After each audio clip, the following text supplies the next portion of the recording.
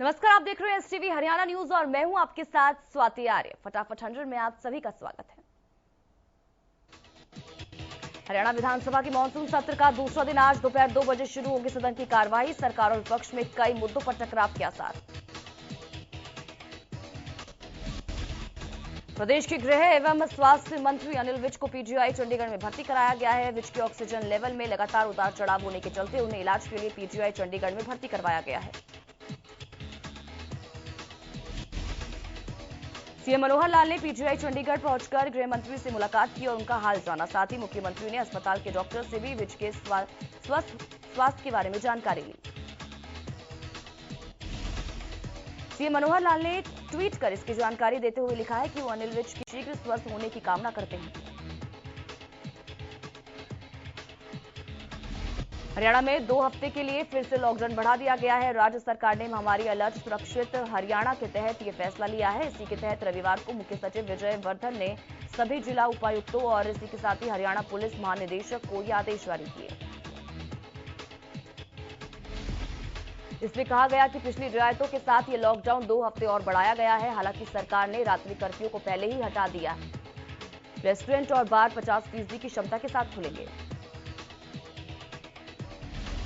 इस दौरान कोरोना से बचाव के नियमों का सख्ती से पालन करना होगा। कोविड गाइडलाइन अपनाने पर जिम और स्पा भी 50% क्षमता के साथ खुलेंगे। क्लब हाउस, इसी के साथ ही रेस्टोरेंट, गोल्फ कोर्स के बार 50% की बैठकी की क्षमता के साथ खोलने की अनुमति होगी।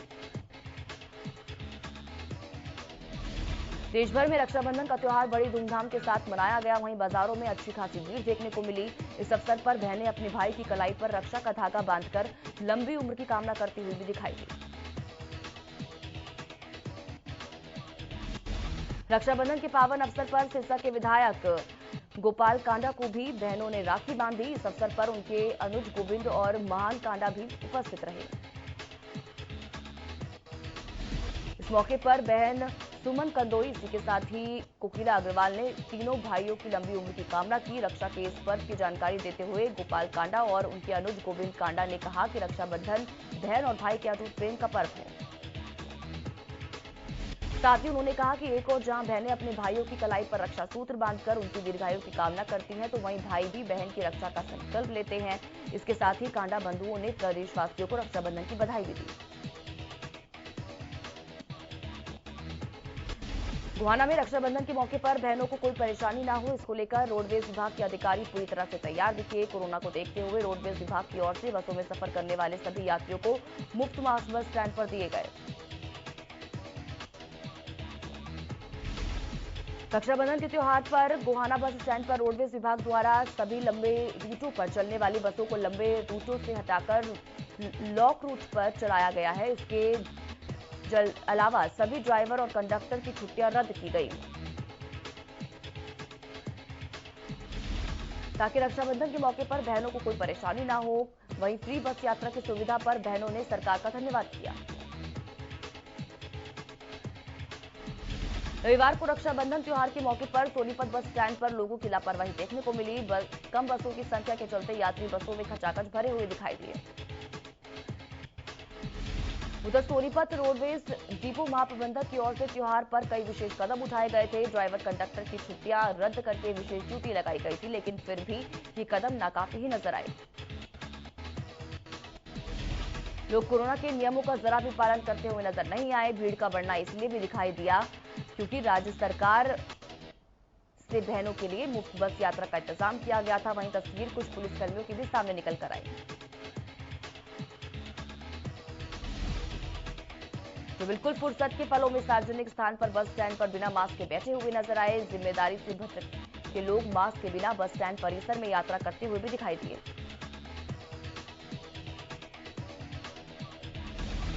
बहन भाई का पवित्र पर्व रक्षाबंधन हर किसी के लिए खास होता है और इसके लिए प्रदेश सरकार ने मुफ्त यात्रा का भी बंदोबस्त किया। वहीं त्योहार के दिन रोडवेज डिपो बहनों पर मेहरबान रहा और किसी प्रकार की परेशानी न हो, इसके लिए बसों की संख्या को बढ़ाया गया। साथ ही बस अड्डे पर अतिरिक्त कर्मचारी तैनात किए गए।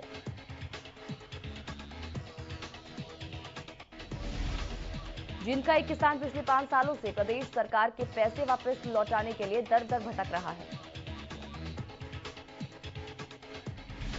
बताया जा रहा है कि 2014 में जींद के जुलाना कस्बे में खनेटी गांव के किसान सूरजमल नैन के खाते में तहसीलदार कार्यालय के खाते से 53,000 रुपए एक्स्ट्रा जमा हो गए थे। किसान आंदोलन से नाबालिग लड़की को लेकर भागने वाले आरोपी को कुर्ली थाना पुलिस ने अमृतसर से गिरफ्तार कर लिया है। आरोपी युवक कुर्ली बॉर्डर पर चल रहे आंदोलन में शामिल होकर 24 जून को वहां से एक नाबालिग लड़की को लेकर पंजाब भाग गया था। पुलिस ने बाद में लड़की को तो बरामद कर लिया था, लेकिन आरोपी पुलिस को चकमा देकर फरार हो गया था, जिसके बाद अब पुलिस ने आरोपी को गिरफ्तारी करके कोर्ट में पेश किया।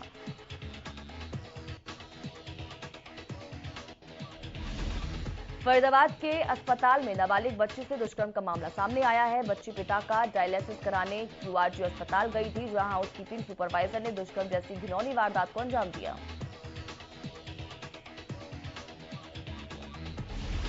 हैरानी की बात तो यह है कि अस्पताल में लगभग 100 से अधिक सुरक्षाकर्मी तैनात होते हैं, लेकिन उस दौरान वो सुरक्षाकर्मी कहां गुम हो गए जब इस बच्ची के साथ दुष्कर्म की घटना घटित हो रही थी।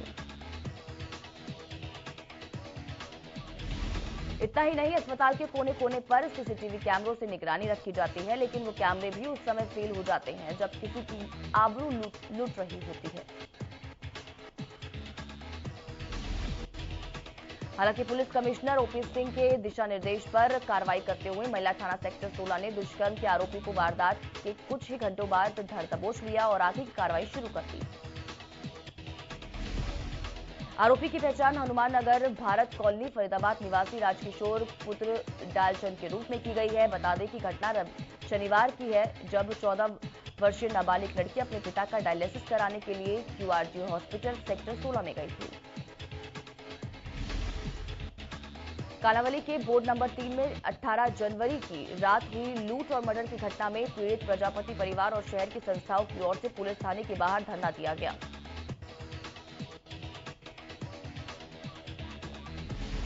प्रदर्शन कर रहे लोगों ने पुलिस प्रशासन के खिलाफ जमकर नारेबाजी की। मृतक अंकुर प्रजापति की बहन प्रियंका की ओर से प्रशासन को चूड़ियां सौंपी गई। इधर सुप्रीम कोर्ट के आदेश के बाद वन विभाग द्वारा पीएलपी एक्ट के तहत सोना की आधा दर्जन कॉलोनियों को दिए गए मकान खाली करने के नोटिस के बाद सोना में जहां पूरी तरह से हड़कंप मचा हुआ है, तो वहीं कॉलोनियों में होने वाली तोड़फोड़ को रोकने के लिए अब लोग लामबंद होने शुरू हो चुके हैं। तोड़फोड़ की कार्रवाई को रोकने के लिए जल्द ही एक जनहित याचिका सर्वोच्च न्यायालय में दायर की जाएगी, जिसे लेकर स्थानीय लोगों ने तमाम तैयारियां शुरू कर दी है। लोगों ने वन विभाग के सर्वे पर सवालिया निशान उठाते हुए कहा है कि शहर के ऐतिहासिक शिवकुंड तक को वन विभाग ने अपने निशानदेही में लेकर इस मामले को और भी ज्यादा गंभीर कर दिया है। आपको बता दें कि वन विभाग ने आधा दर्जन कॉलोनियों के सैकड़ों मकानों पर डाक विभाग के जरिए सेक्शन 4 और 5 के तहत नोटिस भेजकर 1 हफ्ते के अंदर मकान खाली करने के लिए कहा है। करनाल में रक्षाबंधन के मौके पर अपने भाई को राखी बांधने जा रही महिला और उसकी बेटी की मौत हो गई। बताया गया कि महिला अपने भाई को राखी बांधने के लिए शामली से पानीपत जा रही थी। इस दौरान करनाल के घरौंडा के पास हादसे में एक ट्रक चालक ने बाइक को रौंद दिया। इस हादसे में महिला और उसकी 4 साल की बेटी की मौके पर ही मौत हो गई। वहीं करनाल में भी ब्राह्मण माजरा गांव के पास हुए सड़क हादसे में एक युवक की मौत हो गई। बताया जा रहा है कि करनाल से नीलोखेड़ी की तरफ जा रही सड़क पर बाइक सवार 2 भाई हादसे का शिकार हो गए,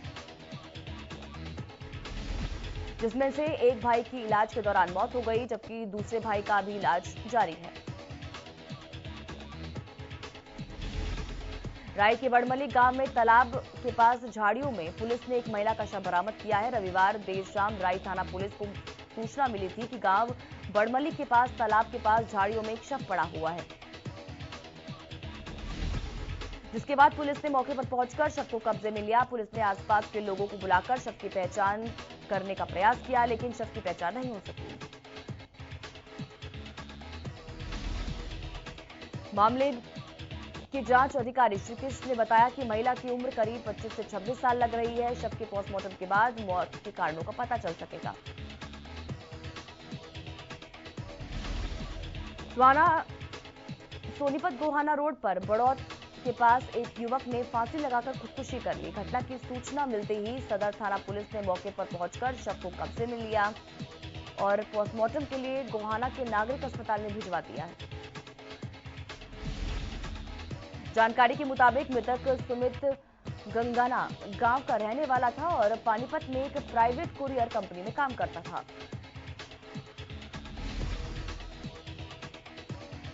वहीं मृतक के परिजनों के अनुसार वो एक हफ्ते से परेशान चल रहा था। उसका अपनी पत्नी से किसी बात को लेकर झगड़ा हुआ था। 14 अगस्त को किसानों से हुए विवाद को लेकर विधायक जोगीराम सिहाग ने माफी मांगी। जानकारी दे दें कि 14 अगस्त को विधायक के समर्थकों और किसानों के बीच विवाद बढ़ गया था, जिसके बाद किसानों ने विधायक को 2 दिन का अल्टीमेटम दिया था। रक्षाबंधन के अवसर पर हरियाणा रोडवेज बस डिपो ने सभी कर्मचारी, ड्राइवर और कंडक्टर की छुट्टियां रद्द कर दी। इसको लेकर सोनीपत रोडवेज डिपो ने स्पेशल निरीक्षक स्टाफ लगाया, जिसने भीड़ को कंट्रोल किया। सोनीपत और गोहाना डिपो पर कुल 167 गाड़ियां चलाई गई, जिनमें से 62 गाड़ियां गोहाना तो वहीं 105 गाड़ियां सोनीपत डिपो से अलग अलग रूट पर चली। राखी के पर्व पर यात्रियों की सुरक्षा के लिए हरियाणा रोडवेज ने हांसी से भिवानी वाया भवानीखेड़ा मार्ग पर भी बसों की संख्या में बढ़ोतरी की है, ताकि यात्रियों को अपने गंतव्य पर पहुंचने के लिए किसी परेशानी का सामना न करना पड़े। हरियाणा सरकार ने रक्षाबंधन के अवसर पर हरियाणा रोडवेज में महिलाओं और 15 साल के बच्चे को फ्री यात्रा की सुविधा दी। शनिवार और रविवार को महिलाएं इस सुविधा का लाभ उठाती हुई दिखाई दी।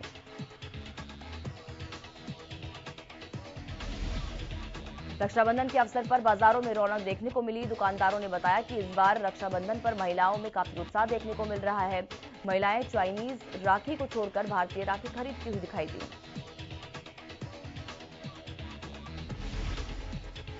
त्योहार के सीजन में बाजारों में जाम देखने को मिलता है और इसी स्थिति से निपटने के लिए ट्रैफिक पुलिस पूरी तरह से तैयार है।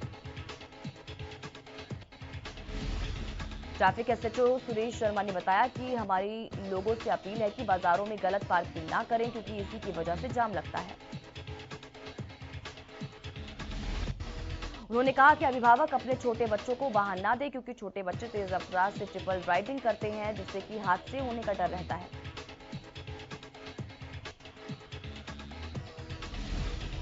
मुंबई, हैदराबाद, दिल्ली से अमृतसर और जम्मू जाने और आने वाली 43 मुख्य रेलगाड़ियों के चक्के थमने से हजारों यात्रियों को परेशानियों का सामना करना पड़ रहा है। कोरोना की तीसरी लहर को लेकर हरियाणा सरकार ने तैयारियां तेज कर दी हैं। इसके तहत बच्चों से संबंधित दवाइयों और इंजेक्शन का बफर स्टॉक रख लिया गया है। साथ ही बच्चों से संबंधित 102 नए वेंटिलेटर खरीदे जा चुके हैं। इनको जिलों को भेजा जा चुका है। ऑक्सीजन प्लांट पर तेजी से काम चल रहा है। अब नए फैसले के तहत स्कूलों में विद्यार्थियों के सैंपल लेने पर जोर रहेगा, ताकि बच्चों में संक्रमण के आंकड़े सामने आ सके और इस समय रोजाना 27,000 सैंपल लिए जा रहे हैं। इनको बढ़ाकर फिर से 35,000 के करीब ले जाने का लक्ष्य है। वहीं स्वास्थ्य मंत्री अनिल विज भी स्वास्थ्य विभाग के अधिकारियों के साथ बैठकें कर रहे हैं। हरियाणा मेडिकल सर्विस कॉर्पोरेशन ने बच्चों से संबंधित दवाइयां और इंजेक्शन, रेमडेसिविर, इन्फोटेरिसिन भी आदि का पर्याप्त स्टॉक पहले ही रख लिया है। नेता प्रतिपक्ष भूपेंद्र सिंह हुड्डा ने चंडीगढ़ में प्रेस कॉन्फ्रेंस कर कई मुद्दों पर सरकार को घेरा। विधानसभा में एंट्री के दौरान कांग्रेस विधायकों को रोके जाने पर बोलते हुए हुड्डा ने कहा कि विधानसभा स्पीकर ने कहा कि प्रिविलेज कमेटी पर मामले को देखेगी, ऐसा क्यों किया गया। उन्होंने कहा कि जब मैंने खुद कहा था कि विधायकों की पहचान करके जाने दूंगा, उसके बाद भी रोका गया। सेशन की अवधि कम होने को लेकर भी उन्होंने सवाल उठाए। तो वहीं हुड्डा ने सदन में सरकार पर विफलता छुपाने का आरोप लगाया।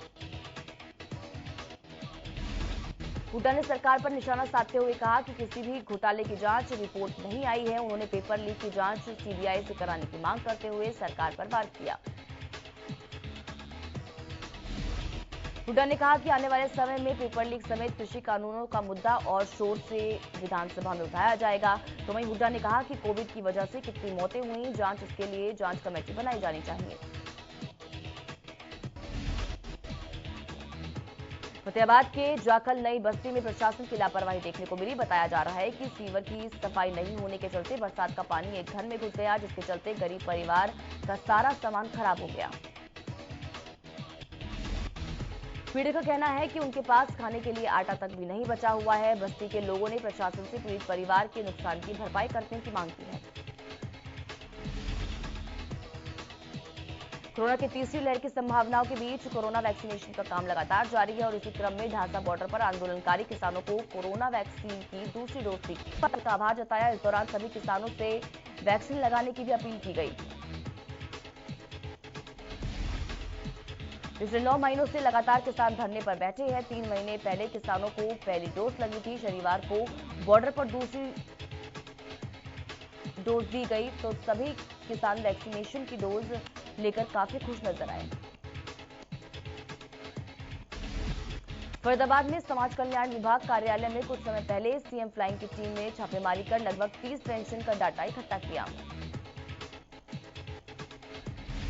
इसके बाद सीएम फ्लाइंग की जांच में पता चला कि 30 में से 25 पेंशन फर्जी दस्तावेज लगाकर बनाई गई है। तो वहीं सीएम फ्लाइंग ने रिपोर्ट बनाकर हेड ऑफिस भेज दी है। बता दें कि फर्जी पेंशन पाए जाने के बावजूद भी अभी तक सीएम फ्लाइंग की तरफ से आरोपियों के खिलाफ कोई कार्रवाई नहीं की गई, जबकि अधिकारियों की ओर से बनाई गई पेंशन में फर्जी मार्कशीट, फर्जी डोमिसाइल, इसी के साथ ही दूसरे दस्तावेज भी फर्जी मिले हैं। बावजूद इसके अभी तक अधिकारी इस मामले में चुप्पी साध रहे हैं। सोना में करीब आधा दर्जन कॉलोनियों पर जल्द वन विभाग का बुलडोजर चल सकता है। वन विभाग की टीम ने कस्बा की पहाड़ कॉलोनी, पीर कॉलोनी, आरटीआई कॉलोनी, बनियाबाड़ा, ठाकुरवाड़ा और गुजर घाटी में सर्वे करने के बाद पोस्ट ऑफिस की मार्फत सेक्शन 4 और 5 के तहत नोटिस भेजे गए हैं। इन नोटिस में कहा गया है कि जिन जमीन पर लोगों ने मकान बनाए हैं वो जमीन वन विभाग की है। सर्वे करने के बाद ये नोटिस जारी किए गए हैं।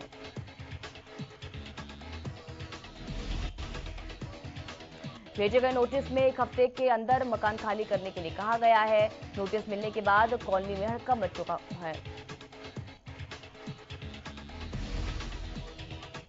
सिरसा के कीर्तिनगर के राजकीय कन्या उच्च विद्यालय में मानव अधिकार परिषद की ओर से नशा मुक्ति अभियान चलाया गया, जिसमें महिला पुलिस थाना की प्रभारी मौजूद रही। इसमें रक्षाबंधन का कार्यक्रम भी आयोजित किया गया। इसी को लेकर थाना प्रभारी सीमा ने स्कूल के विद्यार्थियों को रक्षाबंधन पर संकल्प पत्र दिया और सभी बहनों को समझाया कि अगर कुछ भी उनके साथ गलत होता है तो वो पुलिस को सूचना दें। तो वहीं सही बहनों को अपने भाई से राखी पर नशा मुक्त होने का संकल्प ले। इसी के साथ थाना प्रभारी ने कहा कि सभी रक्षाबंधन पर नशा मुक्त रहें और नशा हमेशा के लिए छोड़ दें। हांसी के राम सिंह कॉलोनी में एक दुकान के बाहर बैठे रिटायर्ड फौजी की अज्ञात व्यक्ति ने गोली मारकर हत्या कर दी और मौके से फरार हो गया। चश्मदीदों के मुताबिक शेखपुरा निवासी ऋतुराज यादव नाम का रिटायर्ड फौजी एक किराना स्टोर की दुकान चलाता था। शुक्रवार को वो दुकान के बाहर बैठा था, तो तभी एक नकाबपोश व्यक्ति ने गोली चला दी और अंधेरे का फायदा उठाकर मौके से फरार हो गया। सीआईए की टीम मौके पर पहुंची और मामले की जांच में जुट चुकी है। सिरसा की अनाज मंडी के गेट नंबर 4 के पास दिन दहाड़े लूटपाट का मामला सामने आया है। सूचना पाकर सीआईए प्रभारी प्रदीप कुमार और थाना प्रभारी ईश्वर सिंह मौके पर पहुंचे। पूरे मामले को लेकर रमेश जिंदल ने बताया है कि उनका बेटा अंकुश सुबह दुकान में आया था, तभी 2 व्यक्तियों ने पिस्तौल तानकर वारदात को अंजाम दे दिया और कैश का बैग लेकर वहां से फरार हो गए। देश में रोजाना मिल रहे कोरोना के मामलों में थोड़ी कमी हुई है, जहां एक दिन में देश में कोरोना के 30,948 नए मरीज मिले हैं। वहीं देश में ठीक हुए मरीजों की बात की जाए तो एक दिन में 38,487 मरीज ठीक हुए हैं।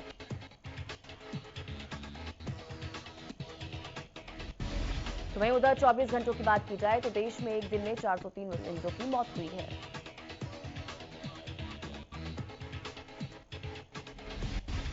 प्रदेश में कोरोना के 19 नए मामले सामने आए हैं, तो वहीं बीते 24 घंटों में कोरोना से एक मरीज की मौत हुई। एक दिन में टोटल मरीज के रिकवर होने की बात की जाए तो एक दिन में कोरोना से 18 मरीज रिकवर हुए हैं। बात की जाए कुल मरीजों की तो अब तक हरियाणा में कुल 7,70,331 मरीज सामने आए हैं। टोक्यो में संपन्न हुई ओलंपिक गेम में भारतीय हॉकी महिला टीम की उप कप्तान सविता पुनिया का शनिवार देर शाम गांव लौटने पर जोरदार स्वागत किया गया।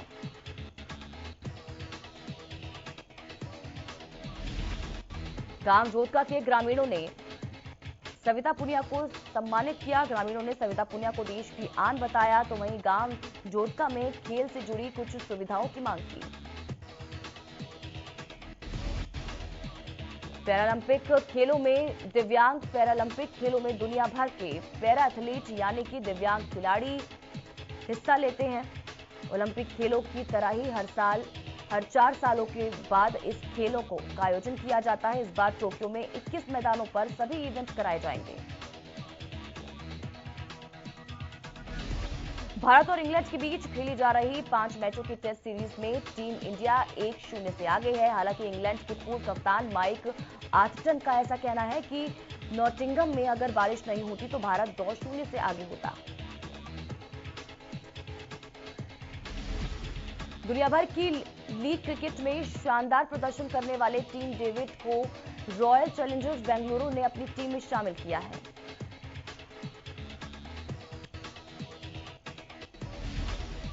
इंडियन प्रीमियर लीग के 14वें सत्र के दूसरे चरण में पहली बार सिंगापुर का कोई क्रिकेटर इसका हिस्सा बनेगा। आईपीएल के बाकी बचे मैच 19 नवंबर से यूएई में खेले जाएंगे। राजस्थान रॉयल्स को बड़ा झटका लगा है। टीम के प्रमुख खिलाड़ी और इंग्लैंड के स्टार विकेट कीपर बल्लेबाज जॉस बटलर यूएई में अगले महीने शुरू होने वाले 2021 सीजन के फेज 2 में नहीं खेलेंगे। बटलर ने अपना नाम वापस ले लिया है। वे जल्द ही पिता बनने वाले हैं और अभी परिवार के साथ ज्यादा समय बिताना चाहते हैं। Shilpa Shetty super dancer chapter 4 में वापसी करने के चलते सुर्खियों में है। शिल्पा ने तकरीबन 1 महीने बाद शो की शूटिंग शुरू की। शिल्पा पति राज कुंद्रा की गिरफ्तारी के चलते शूटिंग से दूर थी। शो के में वापसी के बाद शिल्पा के कमबैक वाले एपिसोड का प्रोमो जारी हुआ है, जिसमें शिल्पा महिलाओं की जिंदगी में आने वाली कठिनाइयों पर बात कर रही हैं। दरअसल शिल्पा शो में रानी लक्ष्मीबाई पर एक परफॉर्मेंस देखती हैं और अपने जज्बात जाहिर करती हैं। Reality show big boss OTT को दिलचस्प बनाने के लिए इस साल कई बड़े बदलाव किए गए हैं। इस साल शो के मेकर्स जल्द ही एक बात करने वाले पेड़ लेकर